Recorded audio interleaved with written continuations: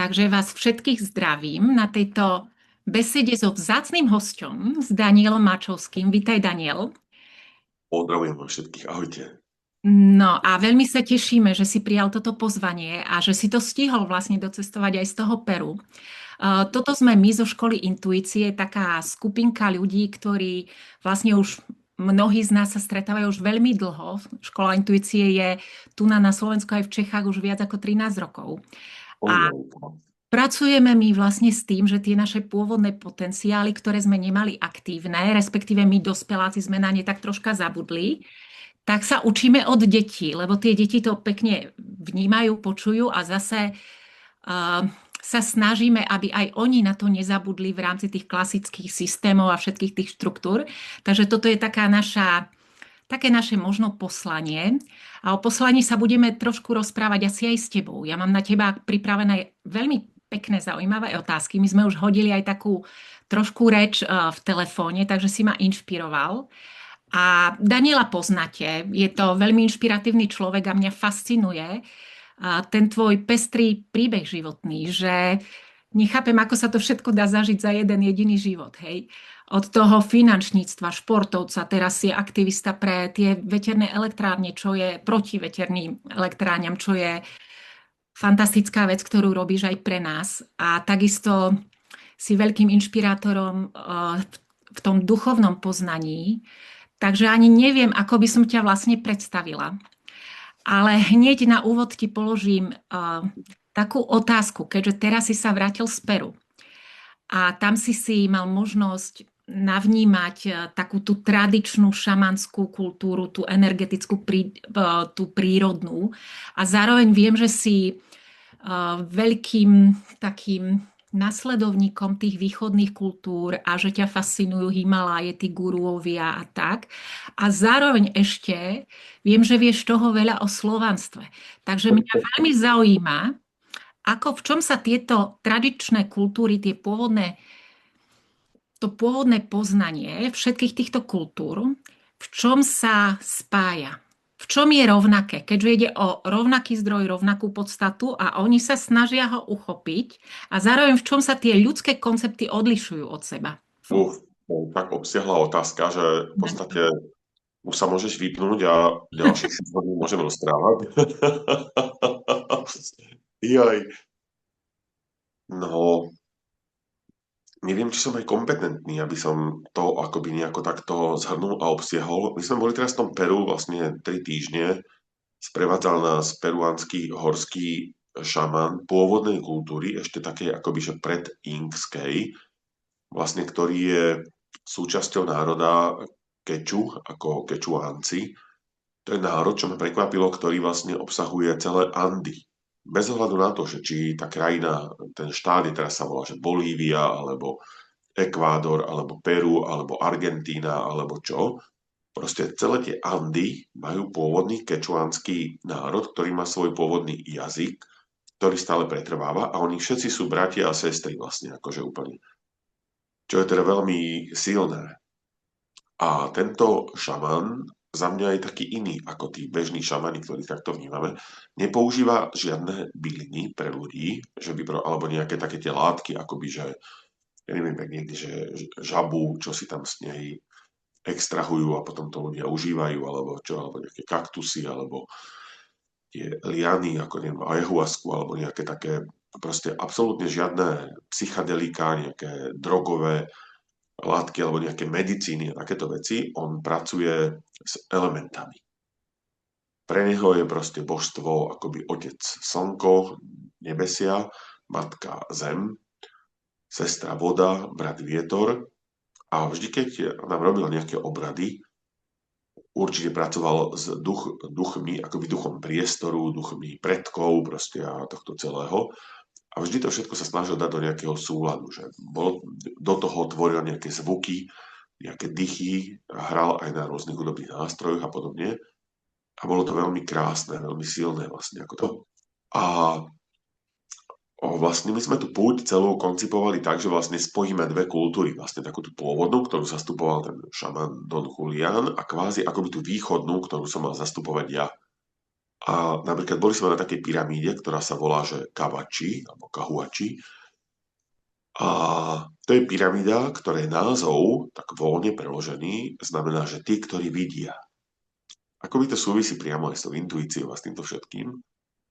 A teraz on tam tak trošku zladil tie energie, požiadal tých bohov, aby teda tých duchov, aby teda nás prijali, trošku nás tak nejako očistil a takto to. A teraz išiel robiť ten obrad, otočil sa na mňa a hovorí, ty veď meditáciu, ja budem hrať do toho proste, akože pozerám na neho, že fú, že nie, že hovorím, ty to veď celé proste ako úplne, že ja teda to budem len ako, on, že nie, ty veď meditáciu, ja budem hrať. No a teraz človek nič pripravené, úplne v cudzom prostredí, aj energetickom, aj kultúrnom, aj takom nejakom proste akože pozerám, tak tiež čo človeku ostáva, tak zavre oči.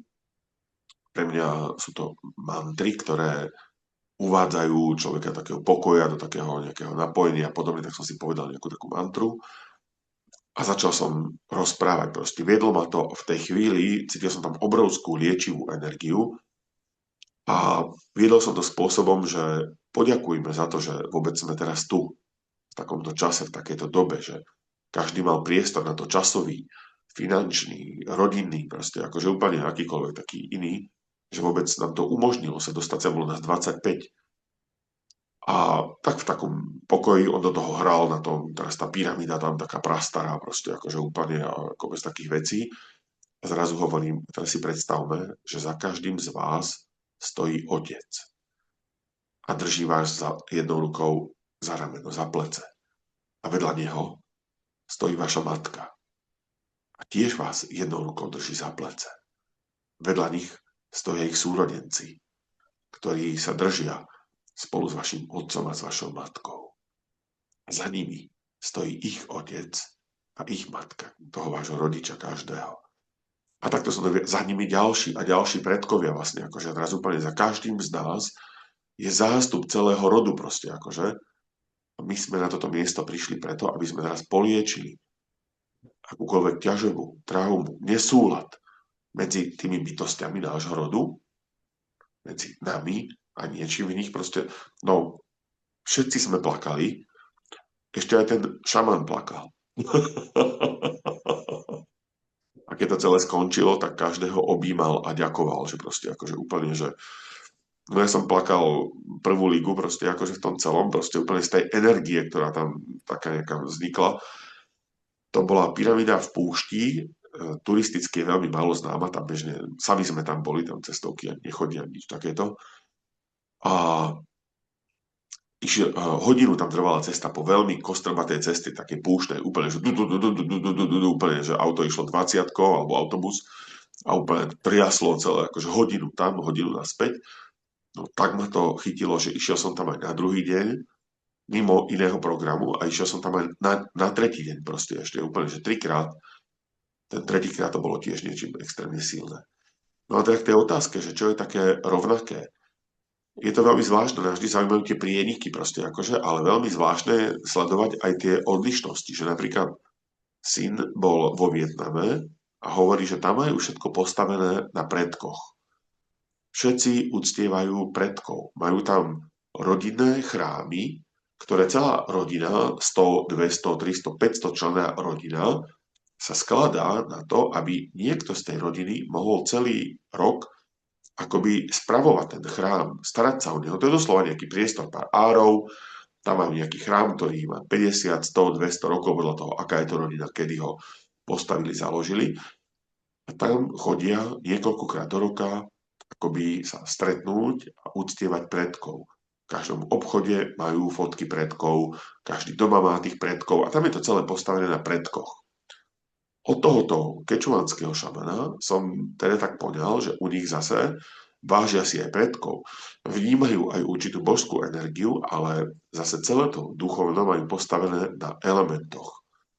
Obrovsky vedome pristupujú k vode, k pôde, k dýchu samotnému, ku vzduchu, proste akože ohňu úplne špeciálne, proste ako takto úplne. A celá tá ich duchovná oblasť života je postavená na elementoch. A naproti tomu zase treba z buddhizmus ako taký, ktorý sa taký tibetský láma na Slovensku, čo žije, láma Tibor Gelien, povedal o tom, že buddhizmus je yoga mysle. Tam sa veľmi pracuje s disciplínou, so seba dotazovaním, seba pozorovaním a vlastne akože, aj keď buddhistické cesty sú základné 3 a dohromady sú 4, kde tiež sú určité rozdielnosti, vlastne, kde, či sa niečo uctieva, neúctieva, aj také tie obrady, aj tie mantry, modlitby proste a všetko podobné, že, ale je to veľmi o disciplíne mysle, o jej kontrole vlastne, akože úplne, aby neriešila zbytočné veci, tisíce myšlienok a tak proste, akože, ale bola koncentrovaná na prítomnosť, na svoju cestu životnú proste, akože a s tým súvisiace všetky ostatné veci. A zase v hinduizme, aj keď aj hinduizmus nemôžeme pomenovať, že to je, v hinduizme je to takto. No, tiež ako aj v kresťanstve máme, že katolícke smerovanie, pravoslávne, evangelické, protestantské a tie sa delia ďalej a ďalej a ďalej na ďalšie a ďalšie štruktúry. Čiže nie je kresťan ako kresťan. A tam sa líšia, že či uctievajú Ježiša, alebo Pannu Máriu, alebo Ducha Svätého, alebo trojjediného Boha, alebo jediného Boha, alebo tak, tak a tak. A teraz medzi sebou sa hádajú, že ako to je, čo to je, prečo to je tak, a čo je to pravé, a čo je to skutočné, a ktoré je to prapôvodné, najstaršie v slovanstve. Deto, tam tých smerov je proste obrovské množstvo. A v hinduizme takisto. Tam máte smery, ktoré považujú Višnua za hlavného boha a hovoria o tom, že všetky tie úrovne sú si rovné, ale Višnu je z nich ten hlavný. A to je potom forma Krišnu a proste ďalšieho. Alebo zase sú šivaisti, alebo sú šaktisti. A vznikajú tam veľké nezhody aj medzi tými šivaistami proste, že to je tak, hen tak, naopak, všelijako ako podobne. A roky som tiež zvažoval, že ako nájsť spôsob, ako toto čo najviac priblížiť sebe, zjednotiť vlastne, akože čo si tam urobiť. A v tom Peru by to prišlo, že vlastne ono vôbec nie je potrebné toto jednotiť, aby sme sa všetci stretli v jednej nejakej náuke alebo v jednom nejakom prvku toho celého, ako čokoľvek. A napríklad o hinduizme sa hovorí všeobecne, že je to náuka, filozofia o tom, ako správne žiť a ako správne zomrieť. A tiež sa hovorí, že koľko hinduistov, toľko spôsobov vnímania Boha.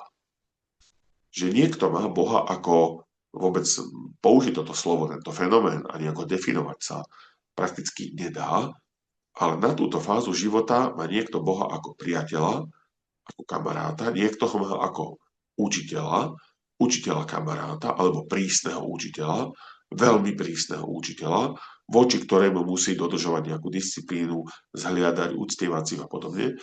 Niekto ho má ako Boha otca, niekto ho má ako Boha matku, niekto ho má Boha v takej milujúcej forme, takej láskavej, odpúšťacej a proste prívetivej a všelijakej. Niekto zase ako nejakej bojovnej, proste úplne, že Boh proste trestá, Boh je nekompromisný, Boh všetko rozseká, vyrieši proste úplne. A za mňa je toto všetko úplne v poriadku. Že tá cesta k tomu, aby sme sa vedeli priblížiť, aby sme sa vedeli chápať, je pre mňa v tom, že sa budeme akceptovať. Že mám svoju cestu, ktorá mi vyhovuje, ktorej som našiel nejaký zmysel, ktorá je pre mňa priateľná, dáva mi nejakú istotu, dáva mi nejaké vedenie, rozširuje vo mne pokoj, zveľaďuje nejakú lásku, kultivuje nejaké krásne schopnosti a vlastnosti a pritom nesnažím sa presvedčiť na tú svoju cestu všetkých ostatných a mať ich za menej a zatracovať ich, že skončia v pekle, lebo to nemajú tak ako ja a proste musia to pochopiť konečne a má to tak, ako to máme my alebo niekto iný. Čiže v tom akceptovaní sa, že ty máš rád Ježiša, si kresťan, ortodoxný, katolík, tak a tak a tak, milujem ťa rovnako ako nejakého v úvodzovkách neveriaceho, ako nejakého človeka, ktorý uznáva indiánsku kultúru, veľkého Manitua, Vakantanku a proste Pačamamu a ja neviem, čo všetko v tomto celé. A rovnako ťa milujem ako hoci koho iného, proste ako viem spolupracovať s tebou, podporujeme sa podobne proste až teda do momentu, osobne to takto zvládam, do momentu, pokiaľ ten človek vedľa mňa nezačne byť na mňa zlý za to, že to mám inak ako on a a nesnaží sa ma snažiť presvedčiť rôznymi vyhrážkami, projekciou strachu a proste čosi, čo mu on podľahol, nejakej manipulácii, kde ho zblbli, že proste je to len takto a všetci to musia mať takto, lebo inak skončíme neviem, v pekle alebo proste zatratení alebo nejaký, tak vtedy proste s tým mám trošku problém ešte aj ja. Ale inak teda, že hľadať vlastne tú cestu tej akceptácie, toho pochopenia, tej spolupráce, tej rozmanitosti. A pardon, ešte deň, dva pred odchodom som bol s profesorom Staniekom. Veľmi krásnu debatu sme mali, tak priateľskú, krásnu, úplne, že super. A pýta sa ma, či poznám 4 základné vlastnosti vesmíru. A proste pozerám rôzne poučky, viem a väčšinu ich asi neviem. A hovorím, že neviem, na ktorú myslíte. Proste tak mi vymenoval 4 zákony vesmíru, vlastne ako také, ktoré v podstate som si ich nezapamätal, okrem jedného, ktorý vo mne zarezonoval. A to je zákon diverzity. Zákon zachovania rôznorodosti. A hneď to profesor Staniek podporil informáciou o počte mikróbov alebo druhov mikróbov v hrubom čreve. Človek by mal mať asi 1800 druhov baktérií v hrubom čreve, ktoré vytvárajú spolu, volá sa to, že bióm, alebo mikrobióm.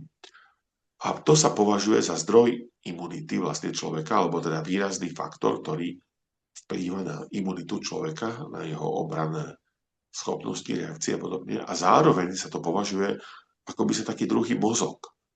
Čiže ono to nemá neuróny medzi sebou a proste všetky tie synaptické spojenia vlákna a tak ako proste klasická myseľ, mozog, ale veľmi výrazne to vplýva na stav našej mysle, na naše emócie, na naše spôsoby reakcií a podobne proste. A že 20-30% pokles počtu týchto baktérií v tom hrubom čreve spôsobuje pokles imunity o 80%.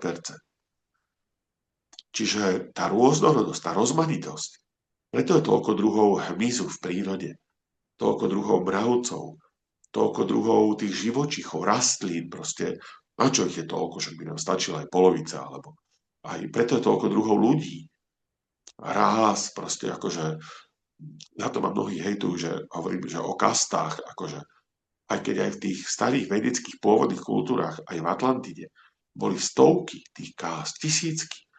My sme ľudia na tak rôznej úrovni uvedomenia, že to si až nevieme predstaviť. A potom hľadáme jednu najlepšiu stravu, jeden najlepší druh pohybu, proste, že toto je taký pohyb, ktorý mne pomohol a zachránil ma a to pomôže všetkým.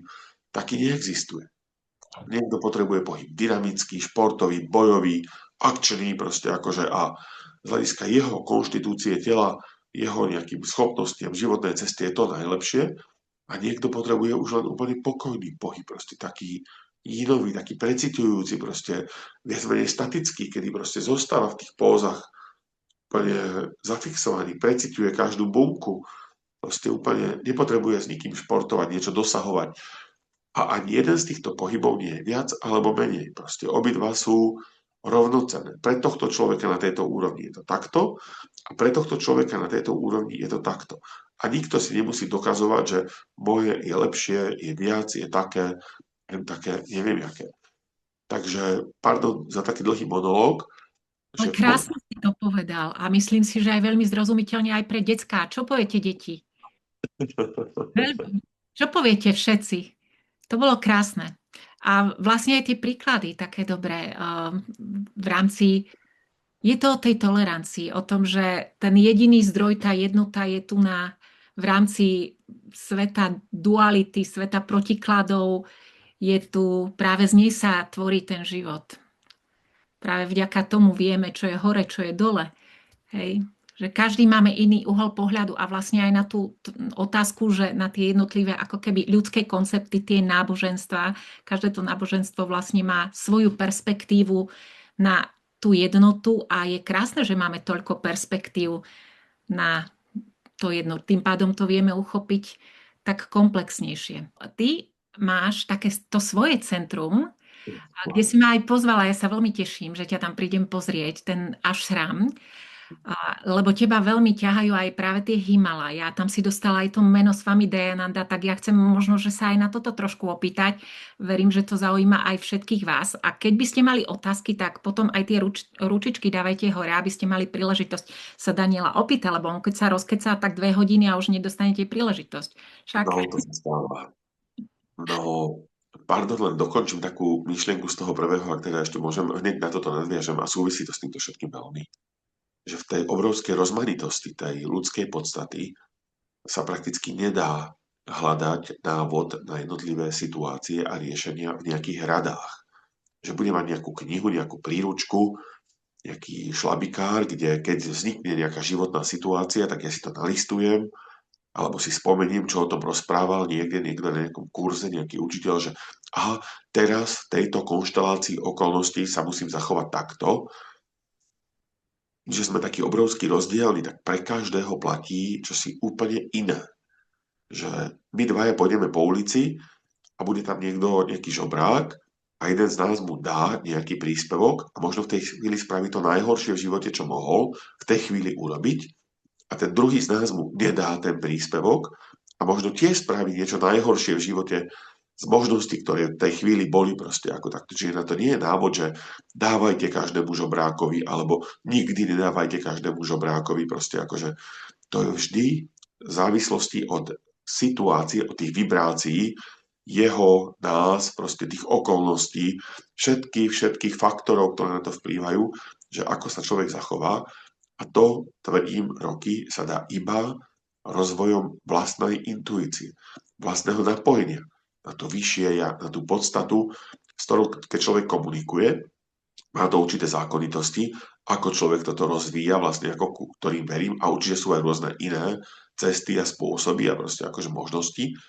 Takže ide o to, aby človek hľadal tie pre neho vhodné, vlastne, ktoré mu v tom pomáhajú a ktoré ho udržujú v tom stálom, hovorím, ako napojení, vlastne ako, a toho vedie.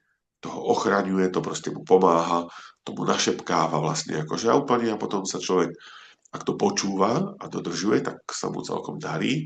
A keď robí veci proti tomu, na základe vlastnej mysle, ktorá ho stále pokúša a nabáda proste a všelijako vymýšľa, tak vlastne potom trošku sa kotrmelcuje a proste ako takto trpí. Takže dneska sme vybavovali ten Avatar Fest aj v Dome kultúry a tak, čo má byť budúci víkend. A prišla Dobromilka. Zuzana Dobromila Bartovicová, ktorá tam bude variť takú vegánsku stravu a všeličo.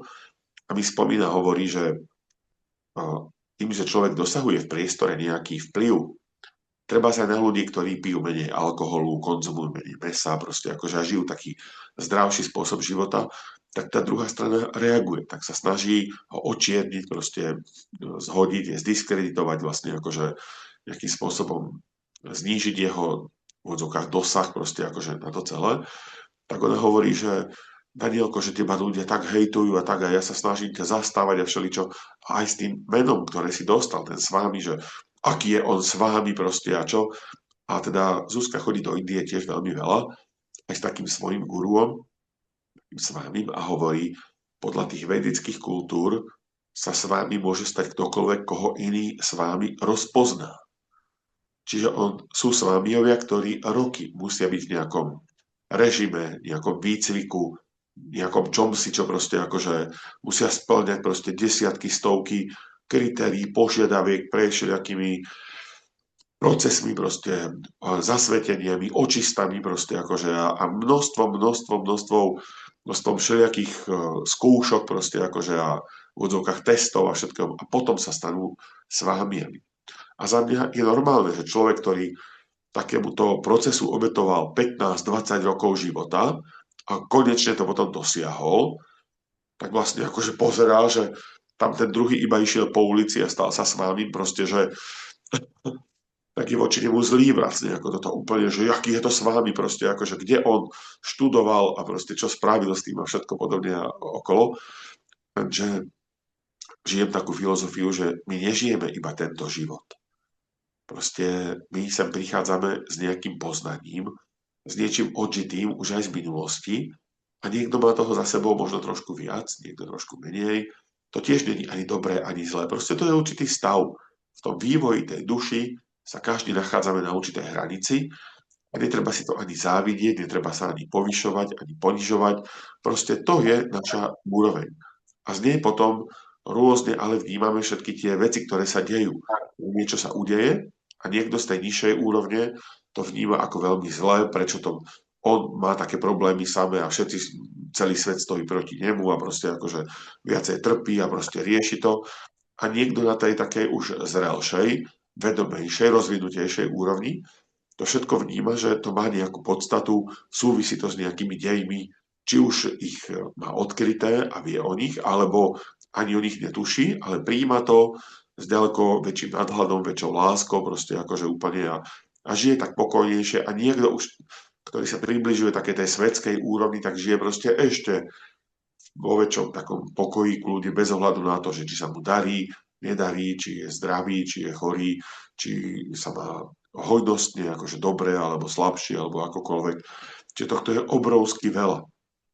A preto aj ten sanskrit, tie východné texty, ktoré sú zapísané, tie védy, ono sa hovorí, že každé sanskritské slovo má približne 27 významov. Či je to slovo karma, či je to slovo guru, či je to slovo yoga, či sú to celé tie mantry, ktoré vlastne ako takto. A keď si predstavíme mantru, ktorá má 12 slov a každé slovo má minimálne 27 významov, to sú tisícky kombinácií, ktoré tam vznikajú vlastne ako z toho, čo všetko to môže znamenať. Takže preto, keď sa niekto pýta nejakého učiteľa duchovného, že guru, prosím ťa, a čo znamená mantra Hari Om Tat Sat, jedna z veľmi silných, krásnych mantier, tak vlastne ten guru mu to nejako vyloží. Pre teba znamená, nech sú tvoje kroky požehnané božským vedením. Vymýšľam si napríklad.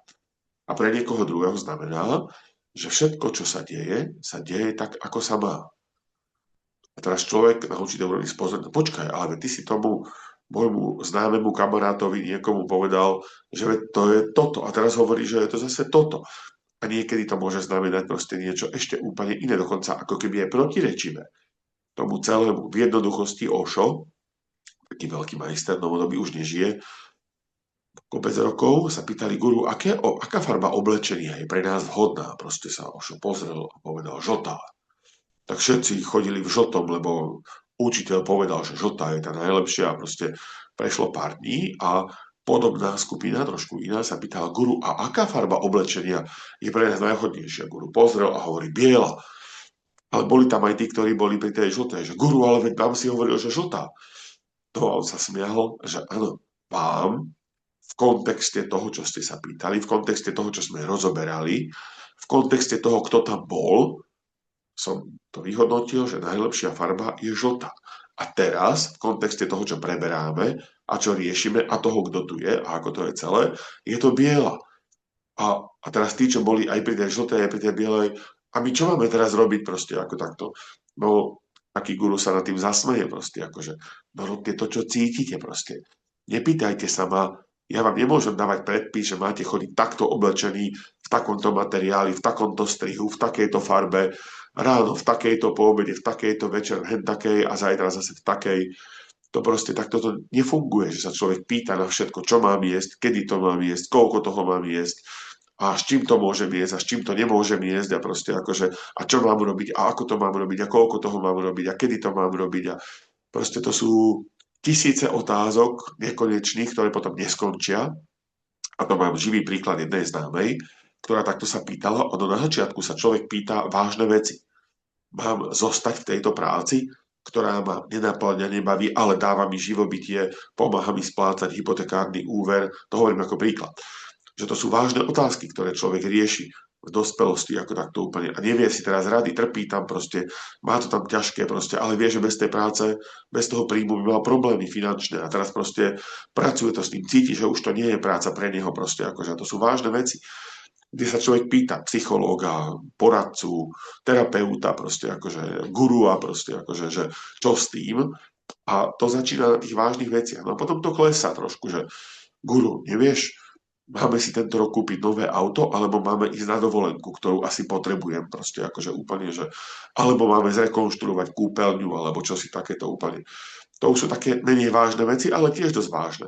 A potom to ide ešte o krok nižšie a ešte, až to končí tak, že táto známa bola v potravinách, pozerala na rohlíky a rozmýšľala, nevedela, či si má kúpiť celozrnný, grahamový alebo nejaký ešte iný rohlík a z toho zúfalstva, z toho, že vlastne zrazu potrebovala vedieť volať nejakej známej, ktorá jej radila všetky veci, kedy má robiť, čo má robiť a tak proste akože, že bola zúfala z toho, že už je v takom stave, že sa sama nevie rozhodnúť ani aký rohlík vlastne akože si môže kúpiť. A tak sa z toho rozplakala a vtedy pochopila, že vlastne toto je celé blbosť. Ja nepotrebujem žiadnych poradcov, proste žiadnych niekoho takéhoto. Keď sme maličkí, tak nás rodičia vedú za ruku, za ručičku. Snažia sa nás chrániť pred zlým psom, pred autom, aby nás neprešlo proste a vysvetľovať nám, že toto je horúce, toto je také, toto nejedz, toto proste, toto, tuto, ale to má nejakú úroveň, kedy to končí, kedy sa musíme pustiť tej ruky vlastne akože úplne a už tými schopnosťami, vedomosťami sa odvážiť aj už vieme tie základné veci, že na cestu nemôžeme skročiť autu do cesty, proste akože, alebo teda, aby teda sme prežili, proste ako takto fyzicky, ale už musíme byť pripravení trošku aj padnúť, akoby na koleno, proste akože niekedy aj na tvár, proste ako bolí to, je to, ale bez toho to nejde. Vlastne, čiže robiť aj také chyby trošičku, akože proste akoby, a to nie sú chyby, to sú skúsenosti a takto sa akože rozvíja. Takže ten život je veľmi jednoduchý v určitej podstate, ale v určitej podstate je obrovský, ale preobrovský komplikovaný vlastne s tými všetkými faktormi a tým celým všetkým, ako na nás plýva. A toto zvládať, tomu hovorím, že to sa nazýva umenie žiť. A teda tá intuícia v dnešnej dobe, kedy máme obrovské tlaky, celosvetové, celospoločenské, ale aj na úrovniach finančných, zdravotných, sociálnych, proste v akom stave je spoločnosť, v akom napätí, v akom hneve, v akom také nevraživosti, proste akože úplne v akom chaose, v akom strese, proste ako koľko toho je veľa, tak to akože všeobecne myslím, tak akože každý si tvorí tú bublinku sám, takže možno na mňa teraz pozeráte, že o čom to ten rozpráva, proste ako takto úplne, že každý vnímame iné úrovne toho celého, že ako to celé funguje, pôsobí, čo sa všetko deje, aké sú tlaky geopolitické, ekonomické a všetky možné také úrovne, zvládať tento život, zvládať ho s radosťou, s ľahkosťou, s nadhľadom. To si vyžaduje za mňa veľa práce. Každodennej práce. Teraz nie je, že práce, že človek chodí do roboty alebo do školy, ale práce so svojou myslou, so svojou dušou, aby veľmi dôležité je, aby naša duchovná podstata sa cítila, že má pozornosť našu, že je vyživená a že žijeme v súlade s ňou. My sme každý prišli s nejakým poslaním, s nejakými úlohami a v prípade, že toto prehliadame, lebo nás rodičia poslali na takúto školu, lebo rodičia z nás tu má doktora, alebo právnika, alebo inžiniera nejakého, neviem čo, a tlačia nás do veci, ktoré my necítime, že sú správne, alebo robíme v robote, ktorá v chemickej fabrike nejakého manažéra, alebo proste úplne to je jedno čokoľvek a cítime, že toto ja som sa neprišiel robiť do tohto života.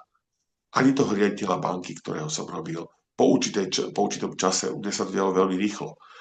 Vlastne, že mi tá robota pripadala taká čudná, že toto už budem robiť do konca života teraz, proste ako tu schvaľovať úvery na pobočke a tváriť sa, že som nejaký veľký riaditeľ, a zháňať podnikateľov, ktorí potrebujú nejaké úvery proste akože, a vybavovať im to a pomáhať im s tým a proste mne to prišlo také na začiatku, akú robotu ja robím a aké to je obrovsky potrebné, jak tým ľuďom pomáham a tak a po krátkom čase, po roku, po dvoch, proste mi to prišlo úplne, že to je celé nejaké čudné, že ten človek si zoberie úver na 30 rokov, potom tam trpí s tým úverom, potom má problémy s tým splácaním a ja som si myslel, že mu tým pomáham, že vlastne teraz má svoj dom vlastný, svoje bývanie. Zakrátko som prišiel na to, že ja mu tým ubližujem. A to neznamená, že ja keď som odišiel z tej banky, že už sa to nedieje, ale znamená to, že ja sa toho už nezúčastňujem. Čiže už nemusím byť ten, ktorý presvedčuje tých ľudí, aké to je výhodné, aké to je perfektné, že teraz proste budú 30 rokov doživotne splácať obrovský úver, aké to je super. Tí, ktorí tomu veria a ktorí teda na to naleteli a proste si myslia, že to je to super, tak nech si to robia ďalej, aj tí, ktorí potrebujú tie úvery, nech si ich berú, ale ja už teda trošku žijem taký iný život vlastne z tohto celého a To je ešte krásne, končím do celého v Košiciach, keď som sa začal venovať tým vrtuliam. To bola tiež taká intuícia, že vlastne no, zase ťa budú ľudia hejtovať, že kde je tvoj pokoj, kde je tvoja yoga, do čoho sa to zase montuješ, tuto proste, jaký si ty odborník na tie vrtule, že tu ideš niečo takéto riešiť a podobne. Ale teda mali to stavať aj kúsok od našich domov a proste obrovské vrtule a veľa. Tak ako ma to tak zaplo do toho, proste ja som neváhal ani sekundu, že proste takto to treba to postaviť za to a proste niečo s tým robiť. Tak v Košiciach sa ma taký chlapík pýta, že čo teda vlastne robí. Ma sleduje, že chodím do Indie, do Himalájí, sprevádzam tam ľudí, robíme s manželkou ten festival, napísali sme nejaké knihy, robíme kurzy, pobyty, budujeme také svoje centrum, proste tak, a teraz zrazu nejaké vrtule, proste úplne, že čo to má znamená v tom živote a do toho je to teda slovanstvo a takéto veci. A ja úplne intuitívne to, bez prípravy zrazu prišla tak krásna odpoveď, v sekunde proste úplne, pane, ja si robím v živote, čo chcem, čo ma baví a čo je práve treba. To treba. A v zápätí v krátkom čase úplne prišla taká, volá sa to, že je to japonská filozofia, Ikigai, aj som mal taký papier, kde som sa nakreslil, ako to sú 4 kruhy. Prvý kruh hore predstavuje, že čo ma baví. Vedľa taký kruh, ktorý tvorí prienik toho prvého kruhu, že spolu tam majú taký prienik, že v čom som najlepší. Ďalší kruh, ktorý prekrýva tie obidva kruhy, vlastne vzniká tam taký prienik, je, že čo ma uživí. A pod tým taký kruh, ktorý vlastne tie všetky 4 kruhy vytvárajú v strede taký prienik tých 4 kruhov, je, že čo odo mňa okolie potrebuje. Priestor, život, rodina, proste akože spoločnosť, proste ako takto úplne. A to Ikigai je v tom strede, v prieniku tých všetkých 4 kruhov. A to neznamená, že ja vždy musím byť v tom strede. Sú obdobia života, kedy človek musí viacej robiť to, čo ho uživí. Čiže vtedy sa vychýli z toho stredu a ide do oblasti, ktorá ho aj toľko nebaví, možno v tom ani nie je taký najlepší, možno to ani tá spoločnosť toľko nepotrebuje, ale jeho to uživí, tak sa tomu venuje, lebo potrebuje splatiť možno nejaký úverík alebo nejakú pôžičku alebo čosi, alebo si pripraviť nejakú zásobu, alebo ho čaká nejaký veľký výdaj, rekonštrukcie, čo tak proste sa nejakú dobu človek venuje viacej tomu, čo ho lepšie uživí, ale nemôže tam zostávať príliš dlho. Potrebuje potom to vyvážiť a ísť do oblasti, ktorá ho baví. Do oblasti, na ktorú sa teší, ktorá ho naplňa, ktorá má pre ňu nejaký zmysel. A zase nemôže byť dlho v oblasti iba, ktorá má pre neho nejaký zmysel a pritom ho to neuživí, pritom to vôbec netreba, tam by zahynul vlastne akože úplne. Takže to vyvažovanie toho stredu, tá intuícia v tom celom, aby človek nevyletel niekde do nejakej sféry, ale chvíľu tam zotrval, ale zase naspäť do toho stredu a udržoval sa tam, to je to umenie žiť. A tí, ktorí to vedia, ktorí to cítia, ktorí ustrážia tú hranicu, čo je v tom ešte veľmi ťažké, že vlastne človek ju nájde, má pocit, že teraz mám všetko v živote pod kontrolou, že ako dobrý vzťah, zdravie, okolie, rodina, priatelia, susedia, príjem, ako financie sú v pohode, že teraz je to také super, lenže ten život sa tak mení, všetko okolo nás sa mení. Mení sa náš vek, mení sa naša životná sila, mení sa hodnota peniazy, mení sa politická situácia v okolí, vo svete, všade, mení sa ekonomická situácia, mení sa všetko. Všetko sa menia sa ročné obdobia. Každý deň sa mení teplota, deň, noc, proste akože iné typy stravy sú pre nás vhodné v lete, iné v zime. Iné sú vhodné pre človeka, ktorý pracuje hlavou, iné pre človeka, ktorý pracuje fyzicky. Iné pre mladého, iné pre starého, iné pre muža, iné pre ženu. A my by sme v tomto všetko chceli jednu stravu, jeden režim. Sú ľudia, ktorí sú takí radní, hneď ráno vstanú o 4. o 5. a pracujú a výkon veľký, proste super. A po obede už sú takí utíšení, večer idú spať o 8. a tak. A sú ľudia, ktorí vstanú neskôr, kým sa rozhybuje obed, ale po obede a večer proste majú výkon úplne obrovský, proste do noci potom, do 2., do 3., do rána vedia pracovať, mysleť, všetko možné. Takže my sme ľudia tak obrovský rozdielni, že jediné, čo tomuto pomáha, je rozvoj toho spojenia s tým vlastným guruom, vnútorným učiteľom, tou intuíciou, tým vyšším ja, tou božskou podstatou, proste ako takto úplne nech už má úplne každý ako chce. Takže možno je preto teraz takto vysielame, že sa to tak vzájomne prepája aj také naše čosi proste, akože nejaké tie cesty, pohľady na to a podobne, úplne, že také krásne. Pohľady máme veľmi podobné a povedal si veľmi veľa krásnych myšlienok aj o tom prijatí zodpovednosti za ten svoj život, hej, neodovzdávaní tých svojich vlastných rozhodnutí, či už veľkých alebo malých, na nejaké autority, lebo práve tým sa odpájame od toho svojho vnútorného hlasu. A práve tá schopnosť si to navnímať, aj všetky tie faktory, ktoré to ovplyvňujú, aj to, ako to mám ja, to nás podľa mňa dostáva do toho svojho stredu a do takého spokojného života, ako si ho tu napomenoval, že v takej ľahkosti, radosti, hej. Podľa mňa toto je práve ten indikátor toho, že som dobré, keď som v radosti, keď sa teším zo svojej práce, keď som oduševnený. Čokoľvek to je, hej, proste teraz prišlo toto a potom príde niečo iné, ale keď tam mám to vnútorné nadšenie, takú radosť, a ináč to s tou japonskou filozofiou, s tými 4 kruhmi, to je veľmi pekné a múdre naozaj, to si z tohto naozaj beriem.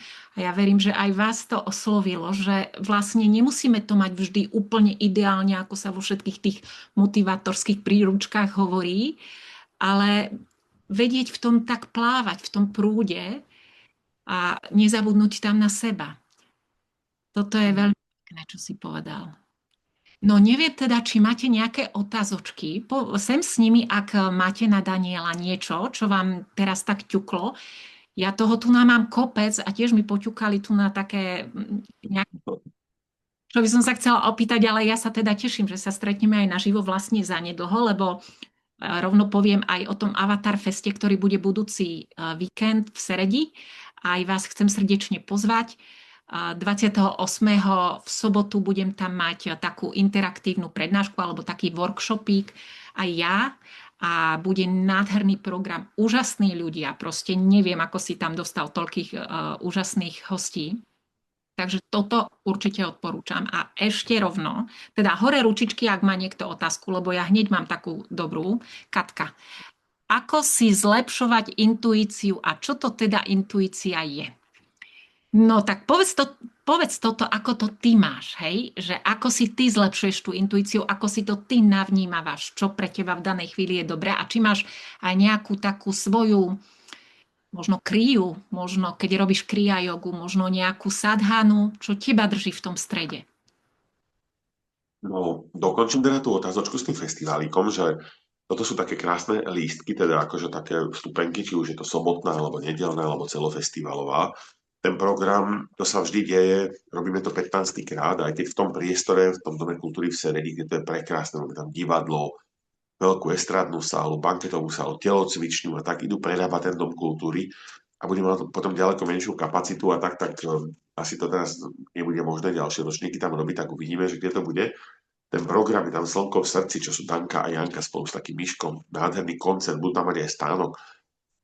Príde liečiteľ doktor Mikuláš Štefan, proste profesor Peter Staniek, Joško Banáš, profesorka Anna Hogenová z Prahy. Dneska som s ňou volal, to je fenomenologička, má 80 rokov aj nejaké drobné.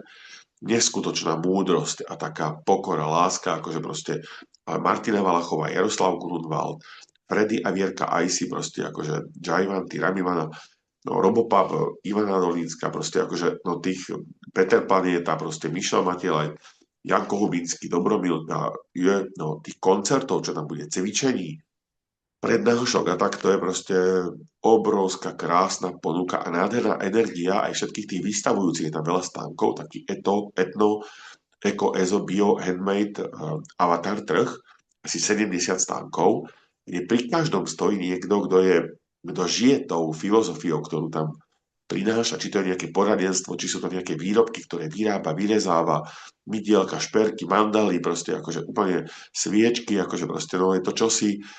A do toho stále hrá živá hudba. Vystupujú tam každú hodinu bubnovačka, mantry sa tam spievajú indiánske, slovanské, hinduistické, proste do toho hrá na harfe proste, akože jedno za druhým takéto vystúpenia vlastne akože do toho celého, že tá krásna energia, atmosféra nám vzniká, je tam veľká omovačka liečivá na začiatku, ale teda celé 2 dní prebieha 5 programov naraz. Čo je trošku taký problém pre ľudí, že vlastne sa rozhodnú, že idem cvičiť proste s Freddy Majsim, alebo idem na prednášku, alebo idem na koncert, alebo idem čo, takže, ale to presne simuluje ten život. Že aj v živote máme, že môžem sedieť na gauči, môžem sa hrať na mobile, môžem ísť niečo von si zabehať, zašportovať, môžem ísť proste ako na nejakú turistiku, môžem si niečo čítať, môžem niečo pozerať, môžem niekomu pomôcť, môžem proste toho veľa, veľa, veľa, nedá sa všetko robiť naraz, človek sa vždy musí rozhodnúť vlastne, akože, a to je to najdôležitejšie. No a pri otázke, že ako rozvíjať intuíciu, v kontexte toho, čo sme doteraz hovorili, že u každého je to inak, tak akože to by som teraz zase úplne si protirečil, keby som povedal, že takto proste a teraz robíme toto.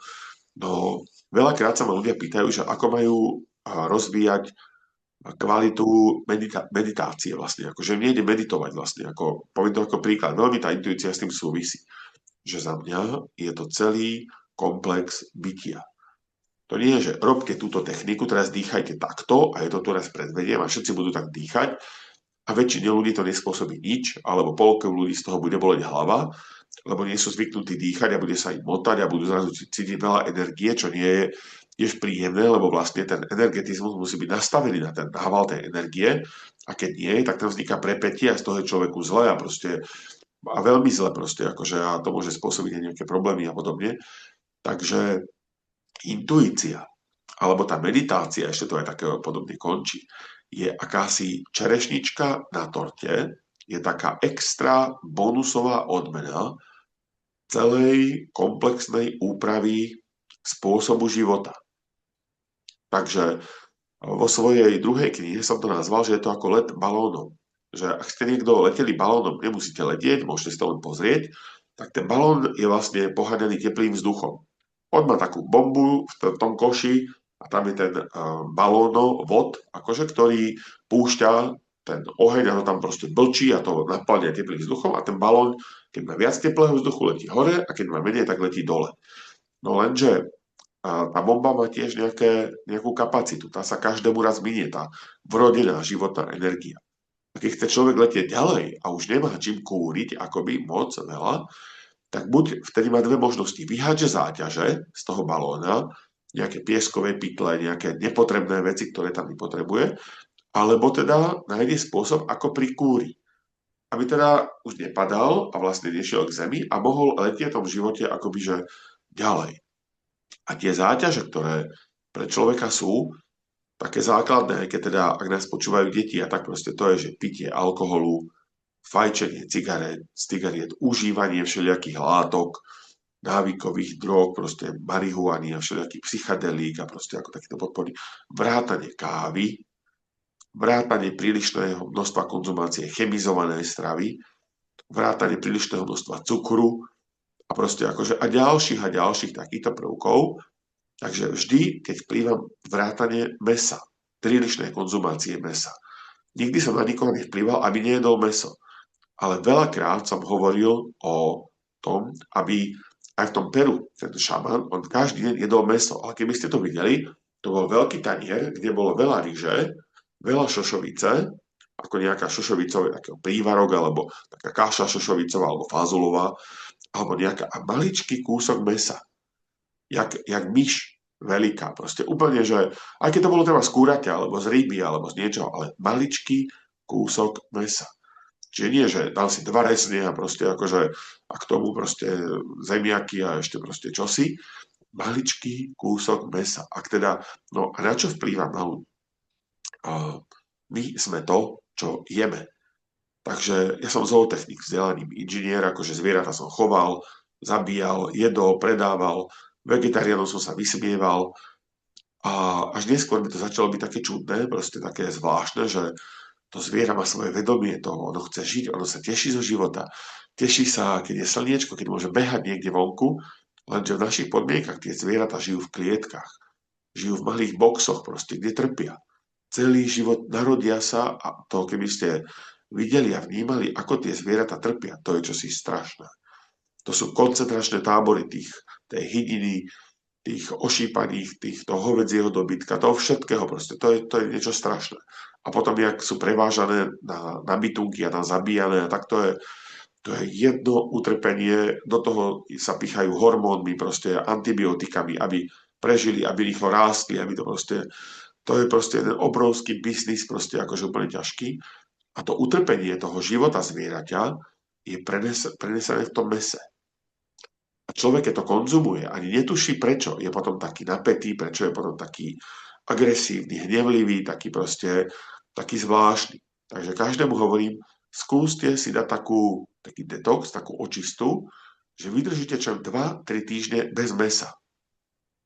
Je dneska obrovsky veľa literatúry k tomu na internete, sú k tomu knihy, recepty, proste všetko možné, ako sa to meso dá nahradiť, aby si 2 týždne bez mesa to vydrží každý. To nie je, že si ublíži, to proste sa bude tak krásne človek cítiť, proste akože úplne to isté alkohol.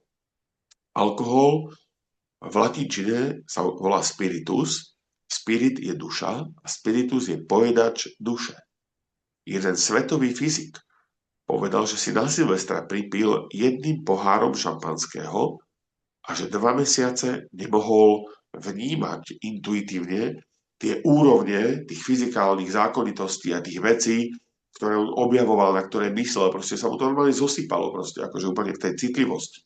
Čiže naša duša je veľmi jemná, citlivá esencia. A my, keď žijeme v takých hrubých úrovniach, kde vlastne takisto hrubé slova tam patria.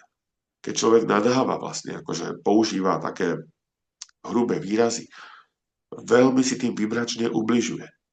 Človek, ktorý žije taký život, že proste nadáva, pije alkohol, aj pivo, aj víno tam patrí, všetko.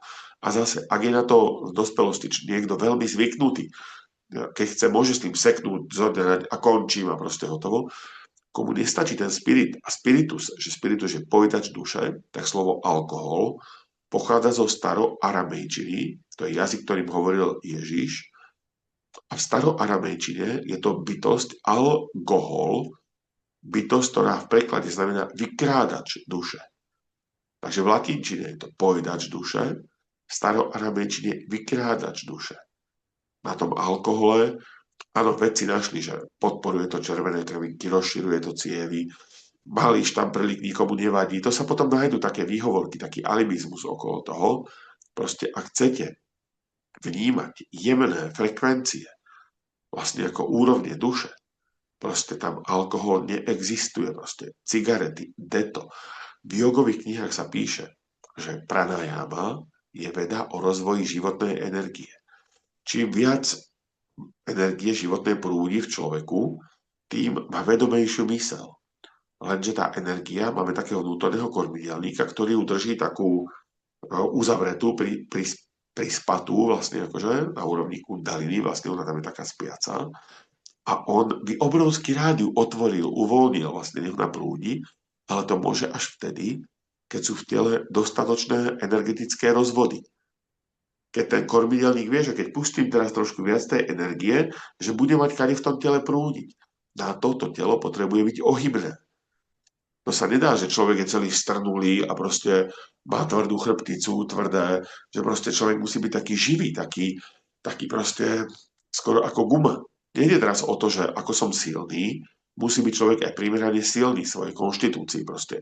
Nie, že každý teraz zdvihne 100 kg, proste akože sú ľudia, ktorí nerobí problém zdvihnúť 100 kg a sú ľudia, ktorí keby zdvihli 100 kg alebo išli, tak to zabije alebo zraní vlastne akože toto. Takže každý primerane svojej konštitúcii. Niekto je jemný, niekto je taký stredný, niekto je veľmi jemný, vlastne akože úplne, niekto je taký pevnejší, hrubší, proste ako úplne, že je to veľa príkladov a všeličoho, ale snaží sa tak jednoducho pomenovať. Takže vlastne jedna vec je, že človek odľahčuje tie záťaže, aby ho to nedávalo dole, aby bol čoraz citlivejší, vnímavý, taký napojenejší. A druhá vec, že človek robí kroky, ktoré mu pridávajú tú životnú energiu, pridávajú to palivo. A to je napríklad, tam patrí, v Himalájach je takých 7 návodov, že je to, že prvým si, že pomáhaj, miluj a prvý je, že slúž. Slúž, miluj, pomáhaj očisťuj sa, medituj a realizuj. Takže vlastne to slúž. To je, že človek doma umie riad. A nie s odporom, že proste bohatstvo zase tu umývam riad, nikto to nevidí, nikto ma nepochváli, furt tu len umývam riad a proste to je zlá kvalita. Človek potrebuje byť vo vďačnosti, v láske, v prijatí, umýva riad a užíva si to, že môže vôbec umývať riad. Pretože polovica ľudí na Zemi nemá žiaden riad. Žijú v takej chudobe, že radi by niečo umývali. Nemajú vodu. Nemajú teplú vodu. Nemajú pre koho umývať ten riad. Nemajú čím umývať ten riad, lebo možno nemajú ruky, alebo proste akože ako my všetko máme a to, čo treba, lebo ten riad umývať treba, to robíme s odporom. Ale to platí aj o vysávaní, alebo o praní, alebo o takej pomoci. To nie je toto, že teraz pomáham svetu, to slúži v tej rodine. Že s tými deťmi máte tam súrodenca, máte tam rodičov, proste ako úplne a tá služba, ktorú človek robí pre ten domov, pre tú rodinu, vlastne akože to je veľmi dôležitá činnosť. Naučiť sa slúžiť. Čiže robím aj vec, ktorá ma až tak nebaví, umývať riad, ale je to potrebné, pretože keď ho neumiem, tak príde druhý človek, ktorý tiež neumie ten riad a za chvíľu je tam taký bordel, že z toho vzniká napätie. Čiže vytváram okolo seba krásne, harmonické prostredie, vlastne akože s radosťou, s láskou. To miluj, učíme sa byť v láske voči situáciám. Je ľahké byť v láske voči niečomu peknému, dobrému, ktoré nám pomáha, a je náročné byť v takej situácii voči niekoho, s kým nesúhlasíme. Kto nás nemá rád, kto proste je teraz prísny vlastne akože v škole alebo hoci kde takto úplne, že akože to má toľko veľa urobiť, potom je tam tá pomoc, potom tá očista, čo sú rôzne očisty, aj fyzické, aj energetické, aj nejaké, aj tá meditácia, to sú mnohé techniky a podobne, akože, ale všetko ide krok za krokom, ako po schodíkoch, ako proste, že keď máte zvládnuté určité, a to zase samotná yoga, ako žijem takým jogovým životom, má na prvej úrovni, to sa volá, že jama, to je 5 morálnych doporučení, kde najvyššia kvalita je satya, pravda. Čiže človek žije v pravde, nevymýšľa si, neklame, nie je sarkastický, že by si niekoho doberal, že ty si zase naletel, ja som to hovoril len tak obrazne, alebo nejako proste. Človek žije v pravde. To je obrovsky dôležitá kvalita. Potom žije v nenásilí. Vonkajšom, aj vnútornom vlastne, aj voči sebe, aj voči druhým. Potom čistota vnútorná, vonkajšia a ďalšie a ďalšie a ďalšie takéto aspekty. Potom je tam vplyv svojej dharmy. Dharma je predurčenie človeka. Každý sme dostali nejaké vlastnosti, nejakú trpezlivosť, nejakú cieľavedomosť, nejakú lenivosť, nejakú pracovitosť, nejakú radosť zo života, nejakú tvorivosť, niekto viacej myslí, niekto viacej je šikovný, proste koná, niekto je cieľavedomý, niekto veci začína, niekto ich dokončuje, proste každý máme nejaké takéto výhody a nevýhody. To sme každý dostali na to, aby sme naplnili svoju životnú cestu, ktorú potrebujeme objaviť. To objavenie tej životnej cesty je za odmenu. Včera mi písal chlapík, ktorý najskôr sa chce spýtať ohľadom festivalu, či môže jednu otázku, no to ja viem, že to nie je jedna otázka a všetko, ale hovorím, nech sa páči, mu tam píšem a teraz, a že čaká na transplantáciu srdca a proste, aké to má zložité a ťažké, tak som ho tak stopol a píšem mu, počúvajte, ja nie som terapeut, nie som ani liečiteľ, ani proste nič v tejto oblasti nepracujem a neviem vám pomôcť takto akože. Možno by som aj vedel, ale to by som zblbol, keby som každému mal čo si riešiť. Ale položím vám pár otázok. Čo robíte pre druhých? Ako ste prospešní pre svoje okolie? Ako pomáhate svojej rodine? Lebo ľudia, ktorí majú problém, majú tendenciu sa akoby ukotviť na ten problém a potom sa len sťažovať. Ja som postihnutý, ja som zdravotne ťažko, ja mám úľavy, ja som invalid, ja potrebujem operáciu, ja čakám na toto, na tamto a už je len chudáčik, ktorému celý vesmír v živote ubližoval, proste ako toto úplne, no na začiatku to tak nebolo. Možno sa s tým niekto aj narodil. To je, narodil sa s tým preto, lebo v tom minulom živote, čo si nebolo v súlade s ním, tak si niečo príde aj odtrpieť. Možno niekto príde aj zomrieť v tom celom proste. Ako je to kruté proste, akože, ale ja o tom nerozhodujem, že kto trpí a koľko bude trpieť a prečo trpí. Len to teda pomenúvam, že áno, niekoho podstata života môže byť aj v tom, že trpí proste, akože a je to ťažké proste, nie je to jednoduché, niekedy sa tomu nedá pomôcť. Ale vždy sú možnosti, cesty, spôsoby, ako sa to dá zľahčiť. Ako sa dá pracovať s tým prijatím toho celého, aby človek nevytváral ďalší odpor. Lebo ak má človek problém a trpí kvôli tomu a to utrpenie prenáša na druhých, tak si vyrába ešte väčší problém. Cesta z toho utrpenia je, že ho príjmem, že ho spracujem, naučím sa s tým žiť, prejavím mu vďaku, snažím sa pomáhať svojmu okoliu. Zoberte si ľudí, ako je jeden stand-up komik, čo je na vozíku, teraz neviem, ako sa volá, Bekimko. tento, Bekim. presne on. Že proste ako si robí akoby v úvodzovkách srandu z toho života. Ako inšpiruje ľudí, že aj po takom ťažkom zranení niekto by sa opustil a celý život už len trpel a nadával, že proste, že život ho takto úplne dolámal a zničil všeličo. A on sa snaží inšpirovať druhých, že aj s takýmto zranením sa dá žiť takmer plnohodnotný život, dá sa to užívať, dá sa byť tiež nie je asi 100% v dobrej nálade a vždy len vysmiatý a sama sranda proste a všetko, ale jeho podstata života je takáto. Je krásna. Inšpiruje, pomáha druhým proste to zvládať a proste akože prekonať a byť krásnym človekom. Takže to je jedna z veľkých podstat toho, že ako sa chce niekto vyliečiť, ako chce byť šťastný, ako chce proste žiť krásny život, pomáhajte robiť krásny život druhým. Akokoľvek. Úsmevom, radou, pomocou, úplne akokoľvek. Povedal si nádherné veci a veľa krásnych takých myšlienok, nad ktorými ešte budeme si určite si tak prehlbavať a aj si možno pozrú viacerí znovu tento záznam, lebo tam odznelo tak veľa krásnych inšpirácií. Aj s tou jamou a niyamou, hej, ktoré si spomínal vlastne z toho vedského učenia, tie absolútne základné pravdy, ktoré keď človek do života príjme, tak už vtedy sa začína ten život meniť zvnútra a meniť aj tá vnútorná vibrácia. A potom, ako si presne povedal, že keď dospejeme do tej nejakej vyššej vibrácie, ktorá sa prejavuje tou radosťou, ľahkosťou, tak vtedy aj tá intuícia je takou čerešničkou na torte, hej? Alebo vedľa, lebo tá rovnako ako tie ďalšie potenciály, ako telepatia, proste jasnovnímanie, to všetko sa aktivuje vo vyššom stave vedomia človeka. Je to náš prirodzený potenciál, ale keď sme proste dole, tak tam sa ozývajú programy.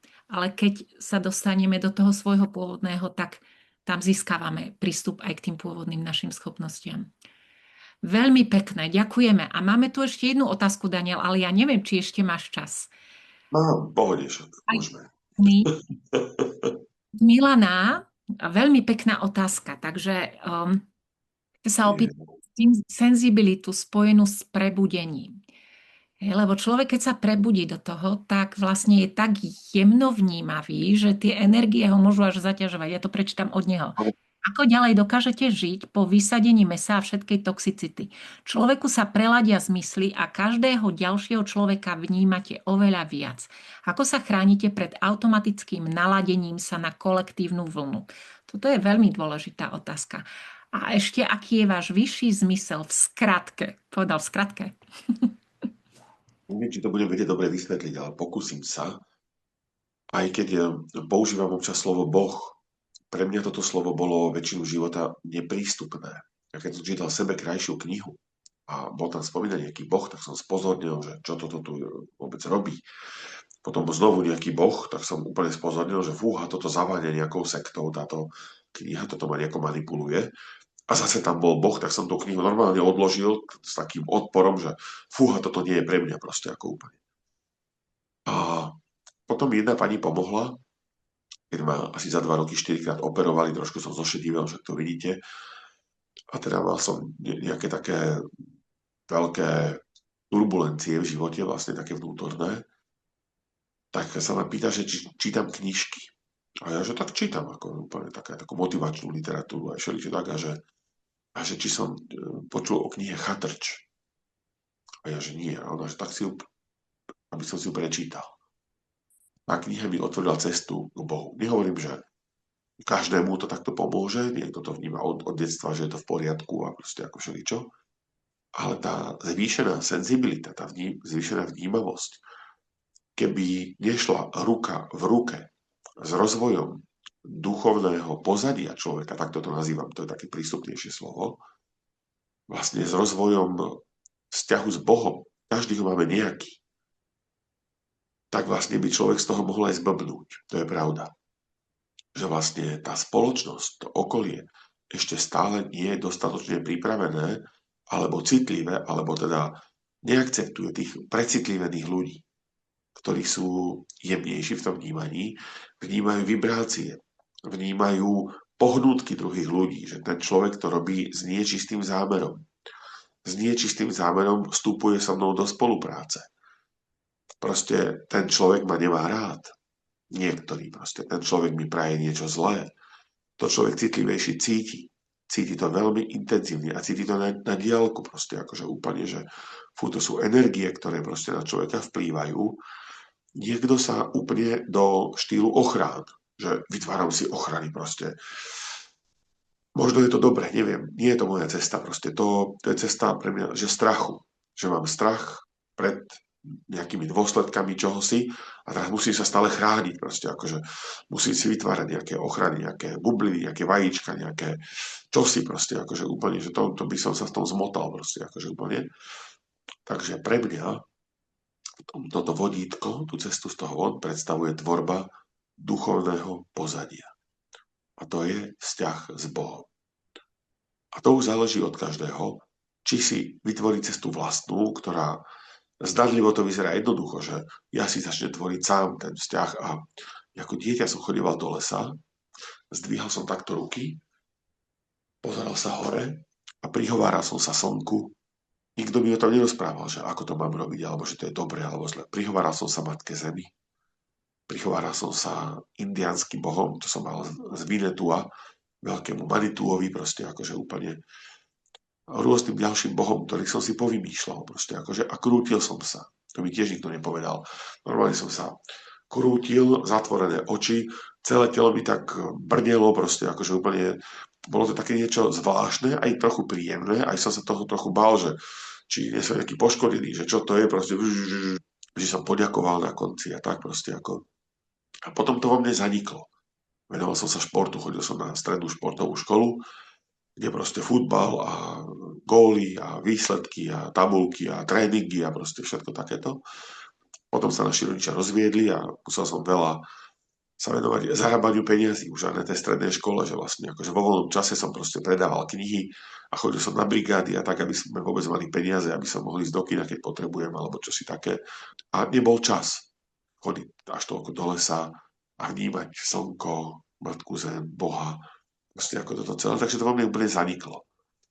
A potom som robil toho riaditeľa banky, vlastne tam už teda vôbec nebol čas na takéto veci, proste to bolo náročné veľmi. A aj keď teda to bolo úspešné pre mňa, aj finančne, aj teda som niečo znamenal v tom okolí, proste som si tým akoby naplnil určité také predstavy o tom živote. A zistil som, že ale to tiež nie je úplne moja cesta, proste, že chodiť stále v obleku a tváriť sa proste nejak a neviem čo proste dôležito, alebo čo proste a robiť takéto veci.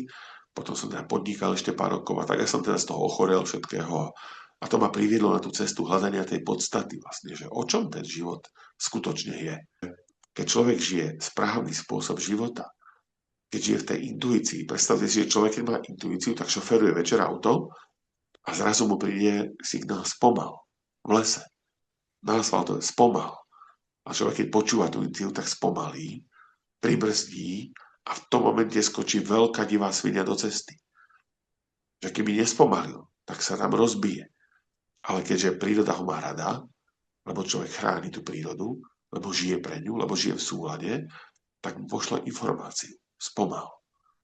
A tak tomu pošle čokoľvek. Že čo rob, čo nerob, čo je v tejto chvíli dobré pre teba, čo je v tejto chvíli zlé, čo má význam, čo nemá. A tak človek potom cíti aj svoje poslanie. Že za mňa odhalovať to konečné poslanie života je, keď vás teraz pošlem na cestu, že sadnite si teraz do auta, zasviete reflektory večer, v noci, ako teraz, a tie reflektory svietia na 100 metrov, dajme tomu. A niekto sa opýta, a čo je o 20 kilometrov tam ďalej? Alebo o 200 kilometrov tam ďalej? No ja neviem. Ja vidím iba na tie kroky, kam svieti ten reflektor. Na tých pár metrov dopredu, na 60, na 100. Vlastne, a to mi stačí. Pretože keď prejdem tých 10 metrov, tak to bude svietiť zase o 10 metrov ďalej. A to mi stačí. A keď prejdem ďalších tých 10 metrov, tak budem vidieť zase tých 10 metrov ďalej. A človeku toto musí stačiť, keby sa stále pýtal, a čo je tam na konci? A čo je to vlastne, kam potom prídeme, keď tady to pôjdeme proste v tom živote proste. No prídeme na koniec. A čo je tam? A je to dobré, alebo bude to ťažké, alebo nejaké? Takže vlastne o mnoho dôležitejšie, ako riešiť najvyšší zmysel života, ktorý máme každý iný, je riešiť správne rozhodnutia, správne postoje v tých situáciách, ktoré sa nám v priebehu dňa dejú. A to je, čo idem jesť, čo idem robiť, či idem riešiť niečo na sociálne siete, alebo idem si mantrovať, alebo meditovať, alebo dýchať vedome, alebo cvičiť, alebo niekomu pomáhať, alebo niečo študovať, alebo niečo upratať, alebo niečo očisťovať aj sebe, alebo v okolí. Proste akože to sú veľmi dôležité otázky každodenné, vlastne, ktorým je človek pokúšaný vlastne. A keď človek dostane otázku, že čo si dneska robil?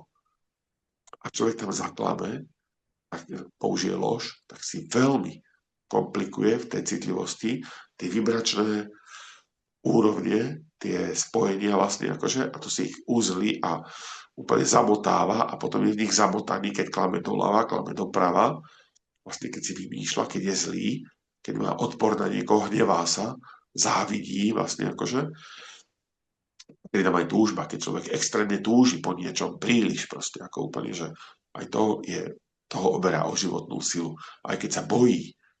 Vlastne akože, a všetko to, čo sme teraz takto spomínali, tá kvalita toho života, tie spôsoby jeho, vlastne človeka odpútavajú od týchto strachov, od tých hnevov, od tých bolestí a kultivujú jeho kvalitu, vynášajú do vyšších úrovní, kde už je viacej pokoja, viacej radosti, viacej lásky vlastne, ako to úplne, že to je taký všeobecný zmysel života, dostávať sa stále do vyšších vibrácií a zotrvávať v nich. To neznamená, že človek z nich nepadne. Že dostane v škole zlú známku nesprávom, akože nespravodlivo. Alebo že ho spolužiak urazí, alebo proste zosmiešní, alebo že sa človeku niečo nepodarí. Že je aj zalúbený do niekoho a tá láska nie je opätovaná, alebo že sa nie sklame. Alebo to sú bežné súčasti života. Život sa nedá žiť iba krásne, iba úspešne, že každý deň zohrávame určitú partiu šachu alebo futbalu alebo čohokoľvek si tam dajte, kariet alebo úplne čohokoľvek. A to sa nedá, že chceme každý deň vyhrať. Že odrazu vždy všetko len vyhrám proste. To sa nedá. Tá prehra je plnohodnotnou súčasťou života. Žijeme v dualite, takže keď my vyhráme, niekto druhý prehrá. Preto aj my potom niekedy prehrávame vlastne. Akože dôležité je vedieť sa rýchlo z tej prehry, z toho napätia, z toho hnevu, z toho strachu, uvedomiť si ho, prezrieť ho, že aha, teraz sa bojím. Prečo sa bojím? A rýchlo naspäť sa dostať do tých vyšších vibrácií, či už tou meditáciou, či už tou mantrou, či už tým dýchaním, čímkoľvek, keď človek pracuje takto na sebe, tak vlastne častejšie, jak som taký zachrepnutý, preskakuje aj ten hlas niekedy, čoraz častejšie človek v tých vyšších vibráciách, až sa tie vyššie vibrácie stávajú jeho bežnou kvalitou. Čiže ak je človek priemere v nejakej nižšej vibrácii, musí pracovať, aby sa dostal do tej vyššej. A potom z nej ľahko spadne vlastne, akože, ale keď to robí pravidelne, stále, niekoľkokrát za deň, proste akože úplne, že tak vlastne tá priemerná vibrácia sa zvyšuje a potom už sa stáva to jeho bežnou podstatou vlastne, akože tá pohoda, ten mier. Aj to neznamená, že sa človek nerozčúli, že nie je smutný, že proste sme ľudia, sme ľudské bytosti. Tieto kvality patria do našej podstaty, ale ide o to, ako dlho pretrvávame v tom smútku, ako rýchlo sa nám darí dostať naspäť do svojho stredu, do svojej priemernej vibrácii a ako veľa faktorov treba na to, aby nás to z toho vyrušilo. Takže človek, ktorý toto už rozpracoval v sebe, ktorý to už posunul ďalej, tak jeho už len tak čo nerozhádže. Nejaká zlá správa, že sa niečo nepodarilo, alebo že niečo bude od zajtra iné, drahšie, ťažšie, že bude mať v škole viacej hodín, alebo že zajtra bude písomka, alebo že čokoľvek. Proste tak bude písomka. No, tak však dobre, však ma tá škola baví. Aj keď to človeka nebaví, je ľahké, aby ho bavilo to, čo ho naozaj baví. Umenie je urobiť si z tej ťažkosti to, čo ma baví. Tiež to veľmi súvisí potom aj s tou úrovňou života, že chce človek obrovský dom, chce človek všetko značkové, moderné a prvotriedne a stále nové a neviem aké, tak proste akože my sme sa s manželkou zobrali a prvé roky sme bývali vedľa seba sme spali na dvoch posteliach, ktoré neboli ani rovnako vysoké. Až sme si zarobili peniaze, že sme si kúpili manželskú posteľ vtedy za 3000 korún, akože proste úplne, a tu máme dodnes. Už by sme mohli mať nejakú lepšiu, neviem čo proste, akože, ale na čo, táto nám stačí.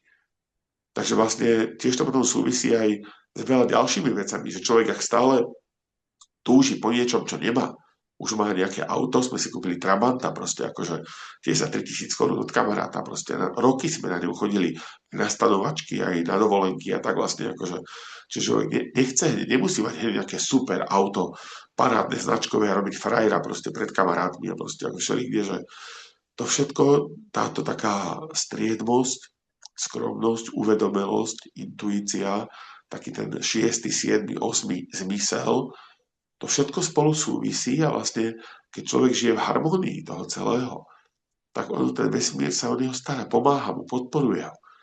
A dnes už akože žijeme si, myslím, veľmi krásny život aj proste aj so svojimi deťmi, aj s tým, čo robíme, aj tým, čo tvoríme, aj tým, ako sa máme, aj to, čo si môžeme dovoliť, aj proste ako všelijako takto úplne, že za mňa ten život vie byť veľmi aj krutý, aj náročný, aj ťažký, ale vie byť aj veľmi krásny, veľmi hodnotný, naplňujúci vlastne, ako toto úplne aj na každom, že ktorú tú cestu si z toho vyberieme. Vlastne akože do čoho sa zamotáme a potom tým len trpíme a hľadáme toho, kto by nás polutoval, toho, kto by nám pomohol, kto by nás zachránil. To všetko je v nás. My sami sa vieme zachrániť z toho. Dostať sa z toho von, dostať sa do tej dobrej sféry toho bytia a tam potom pretrvávať. Akože proste. A to je to umenie žiť a tomu pomáha tá intuícia. Že Ľubka, veľmi ďakujem aj za tie otázky, aj za takú nejakú energiu, ktorá z tohoto ide, že bežne takto pekne nerozprávam. Sám som prekvapený toho, ako to krásne plynie úplne. Že...